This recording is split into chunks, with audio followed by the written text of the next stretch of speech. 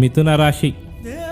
ಮಿಥುನ ರಾಶಿಯವರಿಗೆ ಈ ವರ್ಷ ಆದಾಯ 5, ವ್ಯಯ 5, ಆರೋಗ್ಯ 1, ಅನಾರೋಗ್ಯ 1, ರಾಜಪೂಜಾ 4, ರಾಜಕೋಪ 2, ಸುಖ 6, ದುಃಖ 3.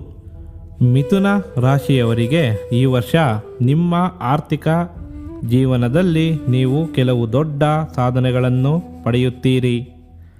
ಆರ್ಥಿಕ ಲಾಭದ ಅವಕಾಶಗಳು ಸೃಷ್ಟಿಯಾಗುತ್ತದೆ. ವ್ಯಾಪಾರದಲ್ಲಿ ಹೊಸ ಆಲೋಚನೆಗಳು ನಿಮ್ಮ ಆರ್ಥಿಕ ಲಾಭವನ್ನು ಹೆಚ್ಚಿಸಲು ಸಹಾಯ ಮಾಡುತ್ತದೆ.